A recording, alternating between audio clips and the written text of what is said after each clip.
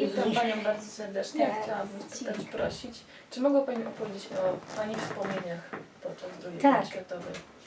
Ja pamiętam, no ale byłam jeszcze dzieckiem. Pochodzę z chłopskiej rodziny, z Cyganów. I miałam 7 lat, jak wybuchła wojna. To Chmielów palił się cały zbombardowany, bo oni myśleli, że to są zakłady metalowe z Dęby i zbombardowali tą wieś. A mój stryj był wojskowym, on w Żółkwi pracował tam na wschodzie.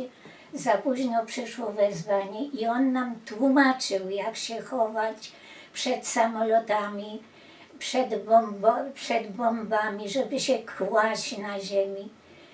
No i u nas w Cyganach wybuchły 3 bomby.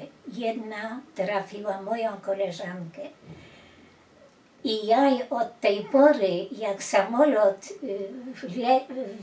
leciał, to ja się chyba ze 20 lat bałam samolotu. Jako dziecko taki uraz dostałam. No co tam jeszcze? Ciężkie życie było za okupacji. Dzieci do szkół nie chodzili, no myśmy tam chodzili trochę, bo kierowniczka znała język niemiecki i tak pół na pół uczyła, trochę pisała, także myśmy tam te 4 klasy chodzili, a tak to nie było. No co tam jeszcze? Chłopi mieli ciężki żywot. Ja mieszkałam koło lasu, to w nocy partyzantka, musieliśmy dożywiać. Co brali, co chcieli, czy ubranie, czy no wszystko wiedzieli, kiedy była świnia zabita, czy co, to już przychodzili i tak. A w dzień Gestapo grasowało, bo tak to się bali, partyzantki. I taki był też, no rozbijali żarna, żeby trzeba było się kryć, mleko to nawet pół literka w zimie.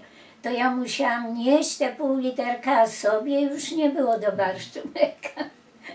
Dzieci w domu. A co ja chciałam powiedzieć? Najbardziej, a mój wujek był sołtysem znowu w Diadachach.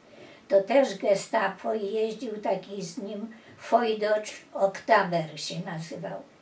To tak go zbili, że strasznie, na śmierć nie zabili, ale tak go zbili, że on już mało lat pracował.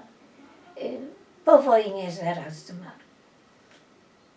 No, co tu jeszcze? Mój ojciec pokryjomu oczywiście, bo tam ludzie wysiedleni byli z Gdyni, tak jeden rzeźnik, to on w Tarnobrzegu dożywiał Tarnobrzeżan i Żydów i Polaków, a znał język niemiecki, to i Niemcom tam trochę i ojciec mu dowoził świnie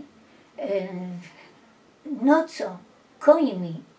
No i ktoś zdradził, także we wsi to Gestapo przyjechało i tato tak kluczył po tych uliczkach, że udało mu się zgubić ich. No coś podobnego, bo tak to chyba by śmierć była.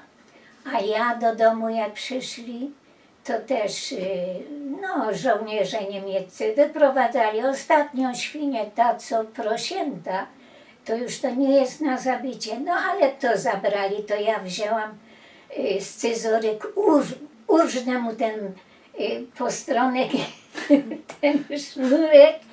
Jak mnie złapał ten żołnierz, to rzucił o grudę, a mama mówi, daj spokój, niech sobie wezmą. No i tak, co było robić? Byliśmy gnębieni, naprawdę. Niewola to jest bardzo, bardzo. A jeszcze ci ludzie, co koło lasu mieszkali, taki Czajkowski mieszkał, to jego to wzięli, żeby zdradził partyzantkę. A on nie chciał, na pewno nie chciał. Zwołali pół wsi na pola I na tych polach patrzyliśmy, jak się znęcali nad nim. Bili go bardzo, bardzo go bili, tego chłopa. No mieszkał osobno tak pod lasem. No może tam i wiedział, ale nie chciał powiedzieć, to tak go zbili i wszyscy patrzyliśmy. I co? I zabrali do Oświęcimia, no już nie wrócił. Tak, 3 dzieci miał. To widziałam, to było bardzo, bardzo okrutne było, bardzo. Także jak teraz słyszę o tych Żydach, o Polakach, to ja widzę w jego osobie. No i co tam jeszcze? Dużo nie mam takich, bo to na boku mieszkaliśmy, to tyle jeszcze coś miałam, leciało mi krótko.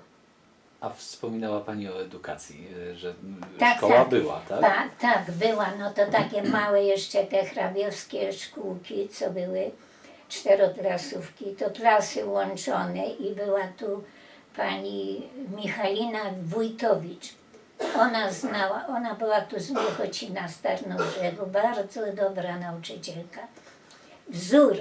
Także ja potem jej tak się wzorowałam, że zamarzyłam zostać i jestem nauczycielką.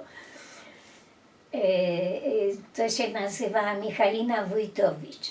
Staruszka już była taka szczupła, no ale trzymała to wioskę. Ona była nie tylko nauczycielem, i lekarzem, i dziecko zachorowało, ludzie przychodzili do niej, co robić.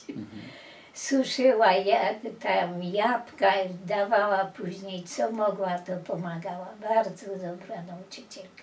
Wcześniej była Kozdębowa małżeństwo, ale to jeszcze on wcześniej umarł, to wyprowadziliśmy. To tyle żeśmy szczęścia mieli, żeśmy się trochę uczyli. A tak gdzie indziej to już nie. To nie było. No i tak. A te szkoły były dozwolone przez Niemców? To można, Tak, bo ona znała język niemiecki i pisała świadectwo pół po polsku, a pół po niemiecku. Jak przyszła kontrol, to było na książek polskich na ławkach nie było, tylko tak, wizytacja, bo chodzili czasem, sprawdzali, jak uczy. Tak. No teraz to piętrowa szkoła, tam jest 10 i co innego. A mówiła Pani o społeczności żydowskiej w Tarnobrzegu. Czy ma Tak, Pani tak. jakieś wspomnienia, jeżeli chodzi Tak, właśnie znam. Mój ojciec nawet, on się przyjaźnił z takim Żydem Pilchas. To on kupił od niego maszynę do szycia, bo był krawcem wyśmienitym od ciężkiej tej, no to ciężkie, jak się mówi, kurtki, ubrania takie. Ale on właśnie miał rodzinę, córki i ojciec wziął mnie za rękę i tam ja widziałam te Żydówki, no normalni ludzie, córki ładne, brunetki, a człowiek, on tak samo jak polski człowiek. No i on się wybierał uciekać do Rosji. Także zbierał te pieniądze, posprzedawał i udało mu się umknąć. A gdzie teraz jest? Czy się uratował, czy nie, to już nie wiemy. Tak. Ola. Mało ja mam, No nic, już bo to jest dzieci innych lat, to A może ma Pani jakieś miłe wspomnienia? miłe. No co? Miłe to takie wspomnienia mam, że po wojnie mogłam się uczyć. I to była radość. Radość była dla mnie. No i zdobyłam sobie zawód. No, przed wojną to też ojciec myślał, bo uczyłam się dobrze, to myślał, że może pójdę, ale później w okupacji to już nie, wszystko upadło. Tak. A czy pamięta Pani wyzwolenie? Wyzwolenie, tak, tak. Jak to było? O, to jak Rosjanie wstąpili, tak? To u nas był szpital koński, bo to gospodarka i to na boku, tak, dęby, cień, to oni tam te zwierzęta leczyli. No a kapitan to spali w stodole, no bo lato było to, ale bardzo ojciec mój się cieszył, że jest to wyzwolenie. Bardzo. I ludzie też witali Rosjan i cieszyli się. Mój ojciec był też na froncie, ale jeszcze we wrześniu. Tak. To wrócił, ale tak po kryjomu z kolegą z Tarnobrzega. Tamten Skiba się nazywał. To taki był bardziej obrotny, że szli nocami i mój tato taki załamany był już, to nie mógł nic jeść, ale tamten zdobył gdzieś cukru, to mu sypał ten cukier i jedz, bo musimy wrócić. Nocą tylko się przeprawiali. No i jak przyszedł, to też się ukrywał jeszcze do zimy, bo to różnie bywało, Niemcy kontrolowali. Tak, takich wojaków. Tak. No i tyle. Dobra, super, dziękujemy pięknie. Bardzo. Wszystko notowane?